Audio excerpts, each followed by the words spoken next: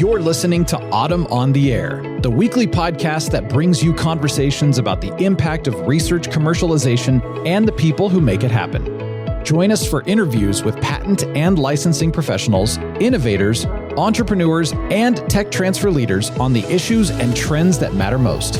Keep listening for an inside track on the people, IP policies, and politics changing our world. Welcome to Autumn on the Air and our third episode in our special series celebrating Disability Pride Month. Each July, Disability Pride Month honors the history, achievements, culture, and ongoing advocacy of people with disabilities, reminding us that disability is a vital and valued part of human diversity. In this series, we're spotlighting leaders who are challenging norms and driving meaningful change towards greater inclusion. Today, we're privileged to speak with Dr. Jutta Treviranus, a global leader in inclusive design and the director of the Inclusive Design Research Center, also known as IDRC, at OCAD University in Toronto. Jutta has pioneered frameworks and methodologies that have shaped accessibility legislation, influenced global technology standards, and transformed how organizations like Microsoft approach design. Her work focuses on ensuring that our increasingly digital and connected society is accessible to everyone, particularly those that are often excluded by conventional design practices. She has received numerous accolades, including the AI for Good DEI AI Leader of the Year Award from Women in AI. Welcome to the podcast, Jutta. So excited to have you here with me on the podcast today. Thank you for this opportunity. I'm excited as well. Well, we're going to talk about all things inclusive design, which is something you've dedicated your entire career to. And I thought maybe it might be a good place to start, perhaps for some of our listeners who are new to this concept. How would you define inclusive design and how is it different from traditional accessibility or universal design approaches? Right. Okay. So probably our version of inclusive design is what's been called the Canadian School of Inclusive Design. And it's distinguished from the UK School of Inclusive Design, which sort of emerged at almost exactly the same time. The UK school emerged out of industrial design and out of built environment. And we sort of grew out of digital design. And our inclusive design is focused on an understanding that diversity is our greatest asset and inclusion is our greatest challenge. I think the best way to illustrate the core of our version of inclusive design and how it is related to other versions of complementary inclusive design and universal design and accessibility is using what I call my human starburst. So let me explain. So one of the things that I've been doing, I've been in the field for, I guess, since 1979, and I developed this habit of asking almost anybody I encountered, what do you need to thrive? What do you need to participate fully in society? And so it's this growing data set.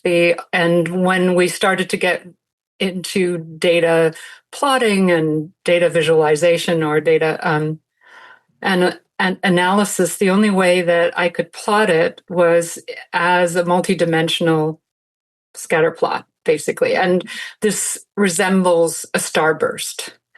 So that's what I call the human starburst. And in doing that, a lot of the stuff that we've been doing became quite clear because again and again, whenever you plot something like the needs of a population, it follows the same pattern.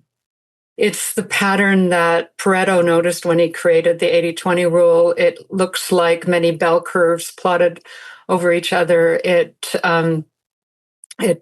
also been called a normal distribution or one form of a normal distribution.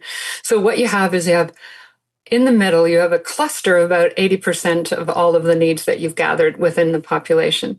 And then they take up about 20% of the middle of the space. And then distributed from that, you have the remaining 20% of the needs, and they get further and further apart. So the needs in the middle are very close together, meaning they're very similar. The needs as you move away from that are further and further apart, meaning they're more and more different from each other. And the pattern that we noticed was that almost anything that we've designed in our society, whether it's services or buildings or digital products or what we wear, the decisions we make, they work very, very well for that core. Those 80% of the people, or the 80% of the needs that are represented there. And then as you move away, it becomes much more difficult to use the designs. And if you're out at that edge, nothing works for you, right? Everything is wrong. And so that is a pattern that we see almost everywhere, whether it's the products that we're designing, and you see it rippling through our education systems, our forms of employment, and all sorts of our knowledge production, right? We tend to focus on that core as opposed to the outliers. Even our democracy, because with majority rules, the majority is in that center, and so the trivial needs of that majority will outweigh the critical needs of the few who have much more critical needs quite often.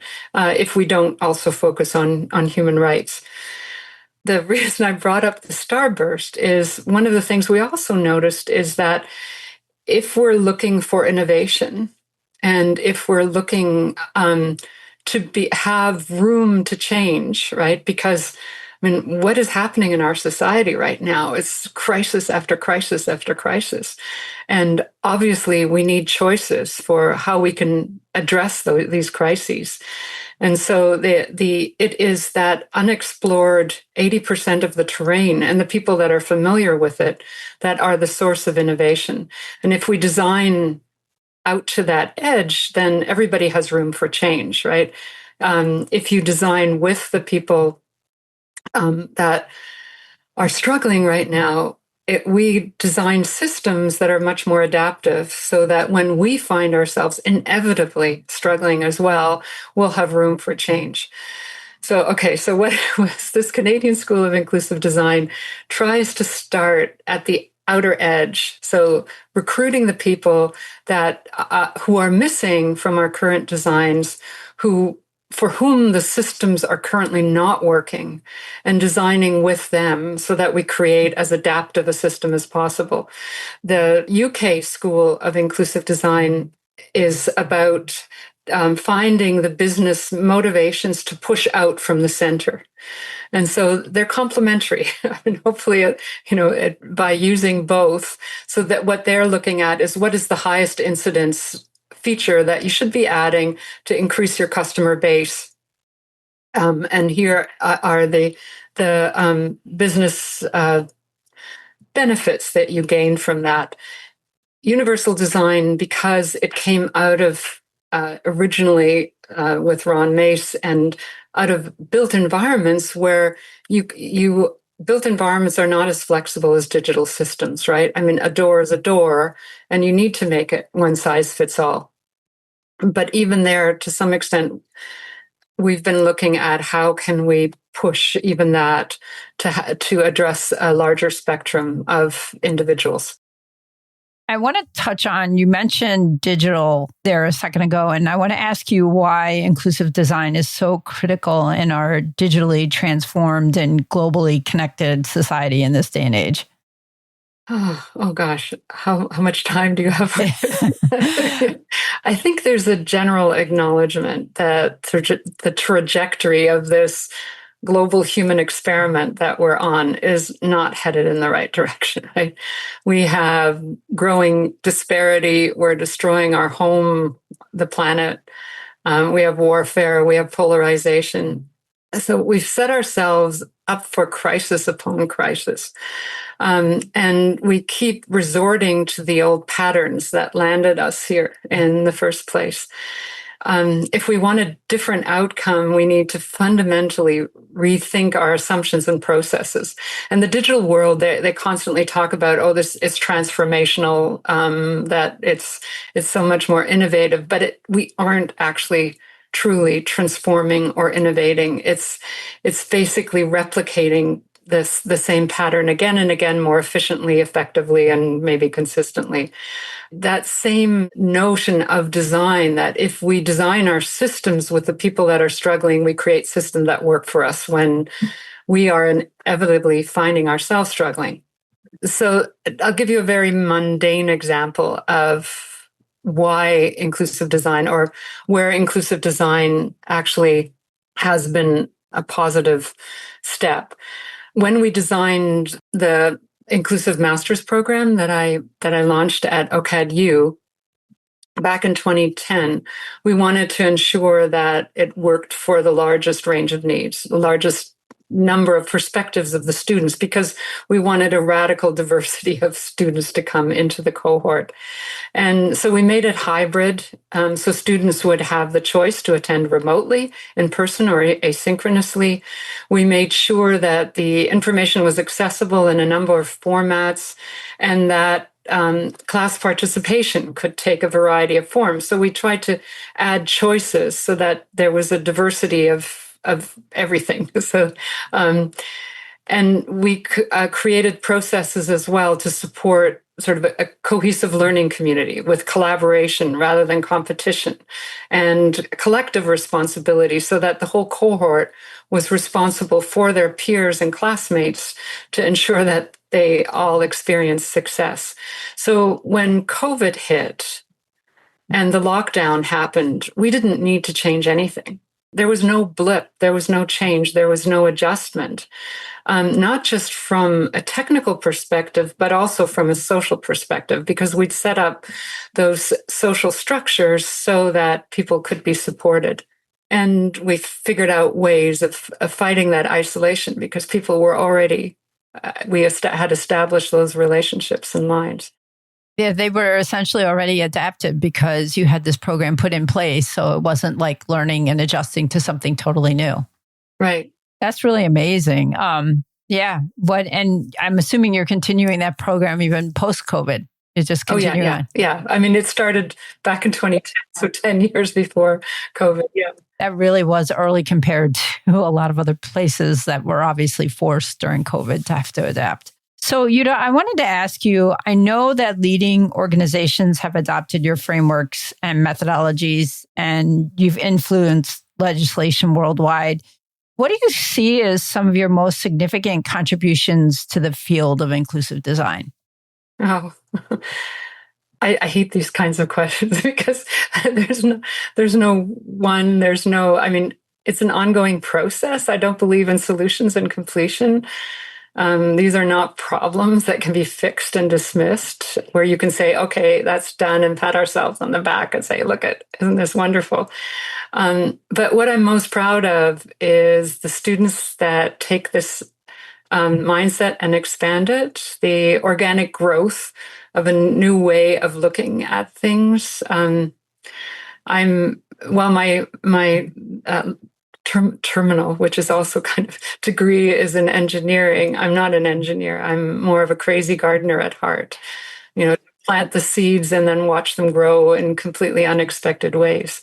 And I think that idea of, I start the program with a course called Unlearning and Questioning, where we critically examine entrenched and often these unconscious assumptions that guide our decisions that we no longer think about, that we've sort of been fed since infancy. And there's opening up that space to reconsider and to think that maybe there's another way of viewing things.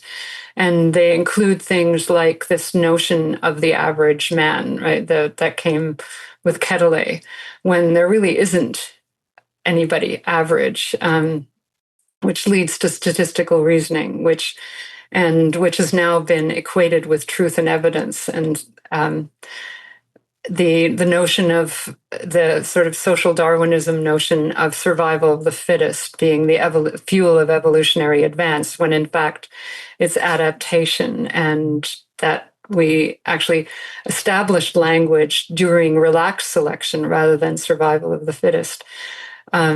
And the 80-20 rule, the Pareto, where Richard Koch interpreted it as ignore the difficult 20% that take 80% of the effort if you want quick wins. Well, what if quick wins landed us with beating disparity?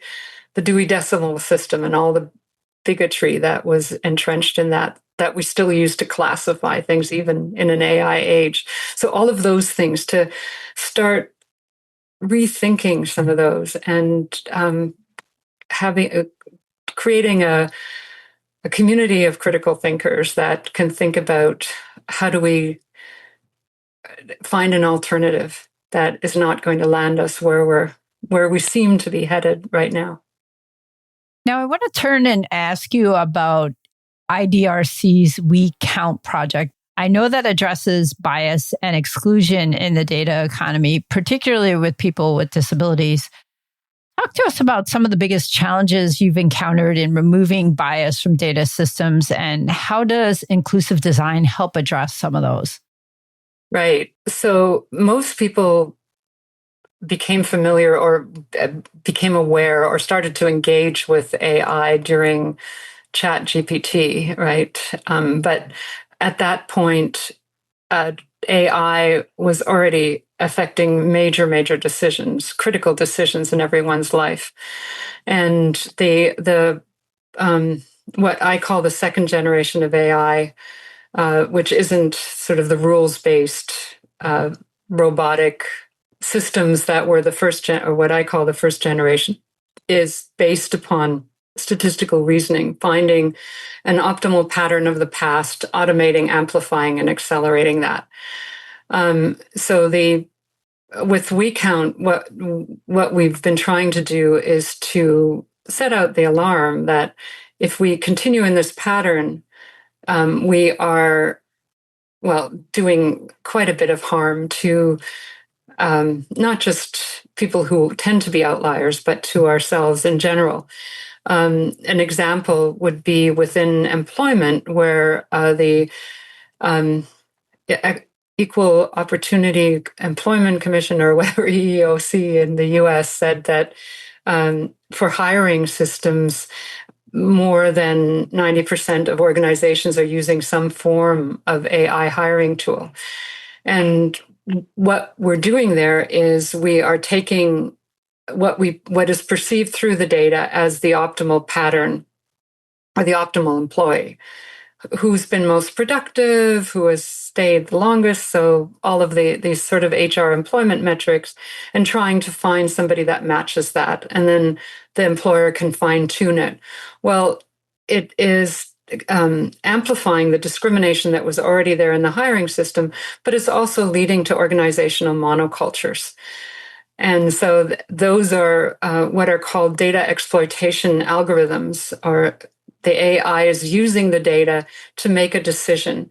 But given that it's using the data, that data is, to a large extent, often a very, very polluted data pool.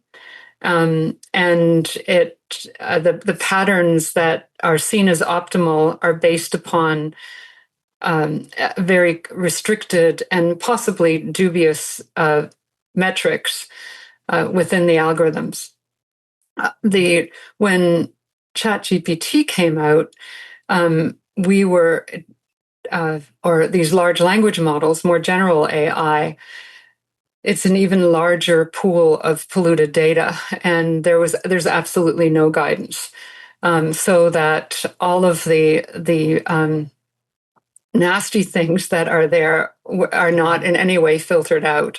It's simply a statistical reasoning machine that doesn't try to be accurate, that has no guidance regarding what is of value, or etc. So what we count. What we're trying to do is we're trying to address the needs of people that are most vulnerable to the harms of these systems. And ironically, people with disabilities have the most to gain from the innovation that comes with AI, when what you're trying to do is to be able to act more average or be more average, right? I mean, a disability means you don't have the average opportunities, you don't have the average affordances, and so there are amazing life-changing things that are happening with AI for somebody who's blind to recognize patterns, visual patterns, for someone who has limited motor function or limited speech to approximate things. So if the goal is to interpret the world and find the average and act in an average way, then it works really well. But when the AI is used to assess or make decisions about people who are not average, of course, it's very, very destructive. And so we have things like parents with disabilities having their children taken away because the AI system deems that they're not fit parents because the optimal pattern is a certain way. People being denied employment, denied academic admission, being charged with higher insurance rates, denied mortgages, flagged as a security threat with AI warfare. There is an uptick in collateral damage to people who are not like the average.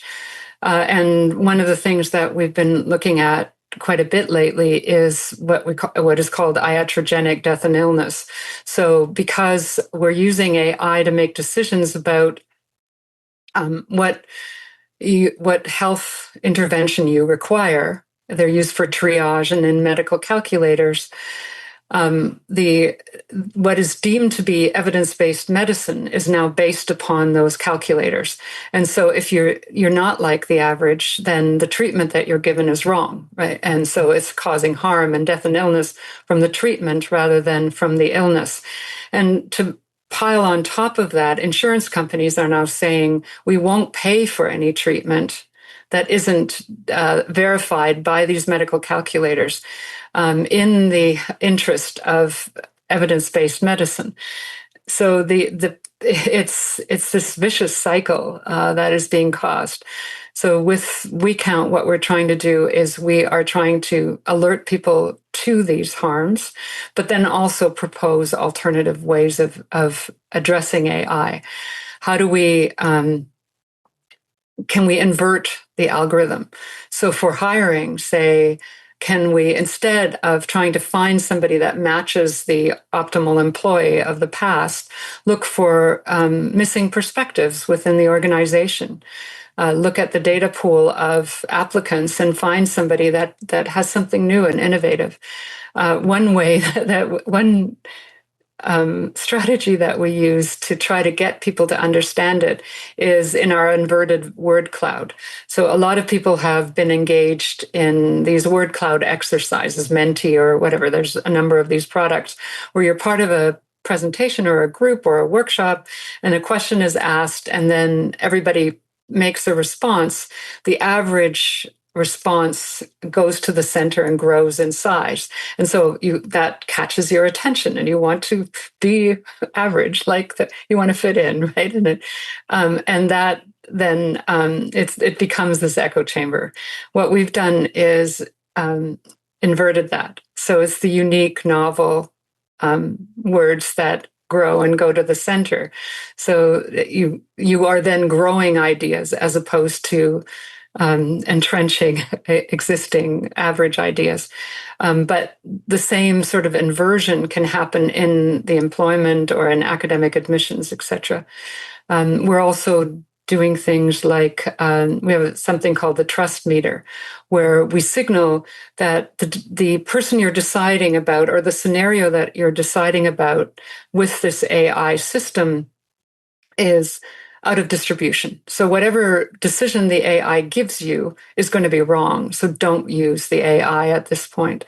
And we're looking at how can we create data systems where we're centering the person that is unique as opposed to asking that person to adjust to an average that is far from them. Because one of the, even with the really miraculous things that AI can do for people with disabilities, it works the worst for people that need it the most. So the systems for anyone who's blind to recognize images, get descriptions, to navigate through the environment.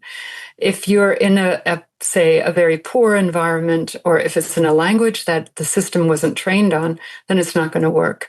Similarly, if you're trying to use a voice recognition system and your voice is far from the average, then it's going to work worse. So what we're looking at is, can we recenter the data to around the individuals that are not average? How long has We Count been around? How long has the project been in existence? 2016, so a bit. Yeah, you've been doing great work on that for quite some time now. You were even ahead of the curve before AI really kind of came into effect, type of thing. Well, my first foray into AI was back in the 80s, and I was working on a hidden Markov model to recognize dysarthric speech. So speech that was repeatable but not recognizable. So I was pulled back into it in 2013 when the Ministry of Transportation here in Ontario had its 100th anniversary, and they wanted to test, or they wanted to talk about the future and plan for the future. So they had a bunch of automated vehicle models that they were demonstrating and allowed us to play with. And so I tried them with an unexpected scenario. A friend of mine who pushes her wheelchair backwards through an intersection. That's when I realized, oh my goodness, where are we headed with these AI systems? Because what happened, of course, is that these decision systems, which would tell a vehicle to either proceed through the intersection, turn, or stop, all decided to proceed. And if they had been deployed, they would have run my friend over. But that wasn't the lesson. The lesson was, they all said, don't worry, these are immature. They don't have enough data about people in wheelchairs and intersections. Let us give them a lot of data about that and come back and let's try it again. And what happened when I came back was they ran her over with greater confidence, because with all of the data, the system decided that people in wheelchairs moved forward through intersections, right? Not backwards, yeah. Oh my. That is a very scary story. So, I mean, given all that, what things can designers and technologists do to ensure that AI systems recognize and serve the full spectrum of human diversity? I think this is relevant to AI, but it's also relevant to any sort of design process.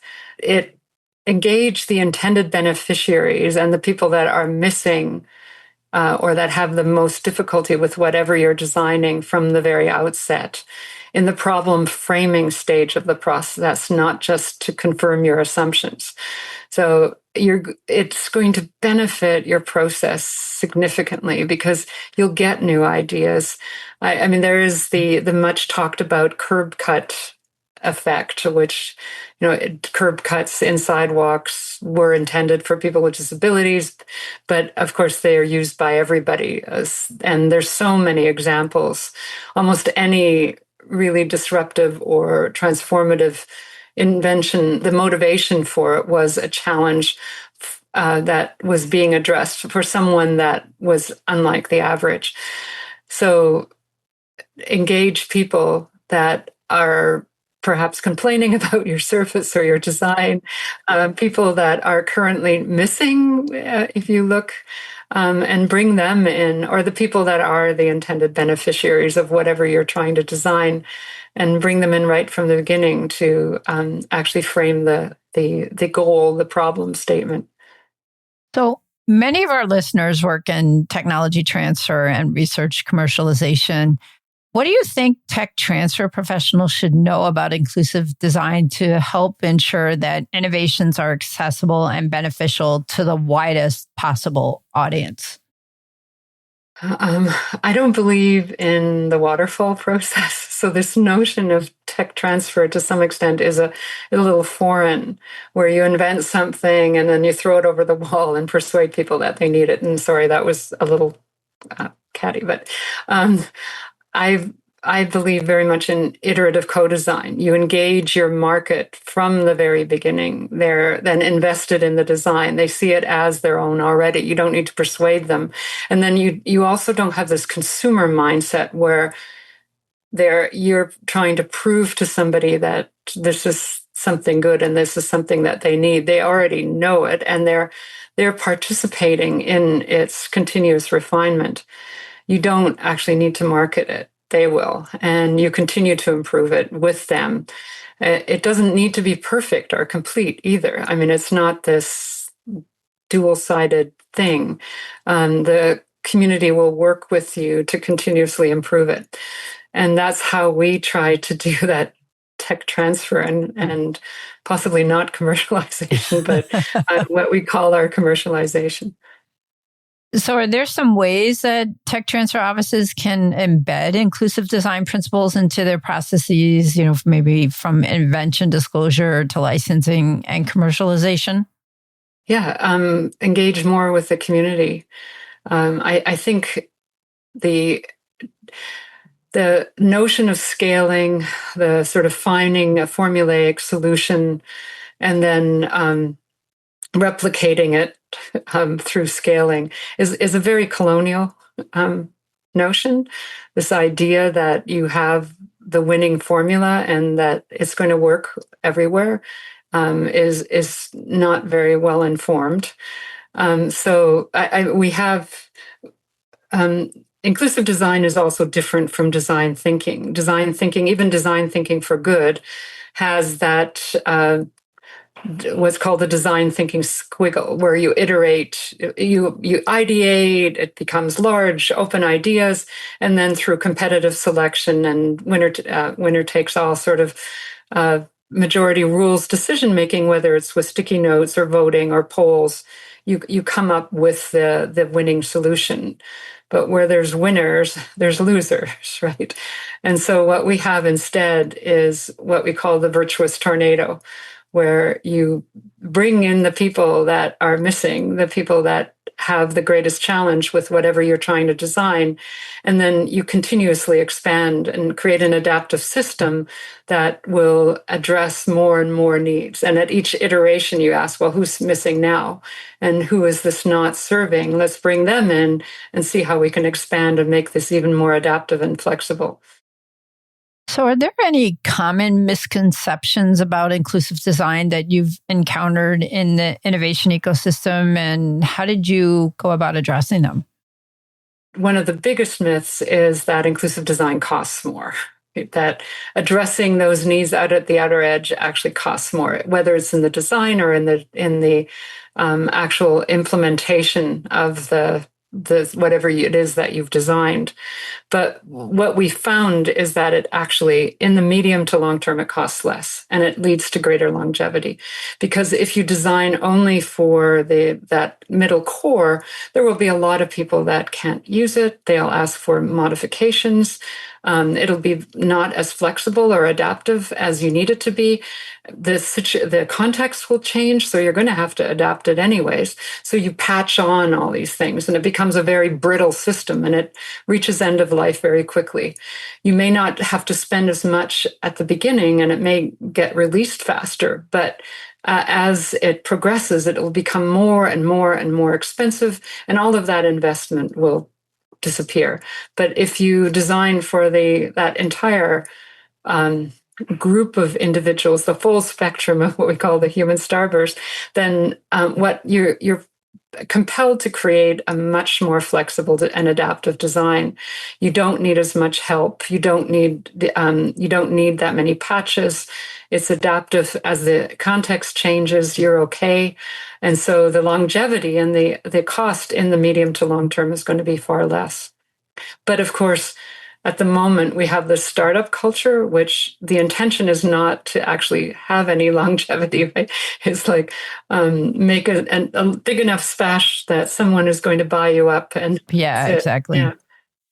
Now, Jutta, as we look to the future, what do you think are some of the most urgent opportunities and challenges for advancing inclusive design in technology and society? Oh, right now, I think we're moving with the populism and the abandonment of compassion, kindness, common good, the polarization that's happening, the fragmentation, the nationalism, even in the reaction to the populism. We're advancing disparity. I mean, we're increasing that divide. And we know the divide is actually one of the main drivers or fuels of many of the crises that we have. So we've instituted this vicious cycle. And a lot of people ask me, is it hopeless? How do you, this is such a massive problem. What do you do? And one of the sort of comforting things I go back to is advice of people like Ursula Franklin, who talk about earthworming, where what she says is that when in times like this, we have to earthworm. So we have to prepare the soil. It's all those small, contextual, specific interactions that we do have control over, because many of the large global things we don't have control over, but it prepares the soil. And there is a critical mass of those types of changes that will hopefully mean that something better will grow out of it. I don't have a pat answer to that. I would imagine not. It's a challenging question and it's super broad. So I like the earthworm approach, though. That was really interesting. So Jutta, as the podcast comes to a close, what advice would you give to innovators, entrepreneurs, and researchers who want to champion inclusion in their work? Yeah, and even if you don't want to champion inclusion, if you're seeking innovation and transformative ideas, look to the edges of our human starburst. Ask who is missing. It is out of that 80% of the knowledge terrain that those 20% of people occupy that you will find truly innovative and transformative choices. And that may lead to our survival, and it'll definitely support many of the good things you want to do. Well, Jutta, thank you so much for a really insightful conversation on inclusive design. Really appreciate you taking the time to be with us on the podcast today. Thank you. And I enjoyed our discussion. Jutta, thank you for sharing your insights and your lifelong commitment to advancing inclusion through design.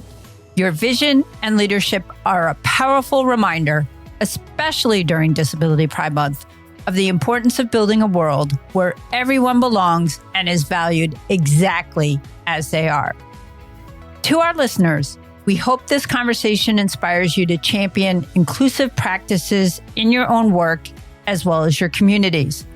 Join us throughout Disability Pride Month as we continue to highlight innovators and advocates who are making a difference. Thanks again for tuning in to Autumn on the Air.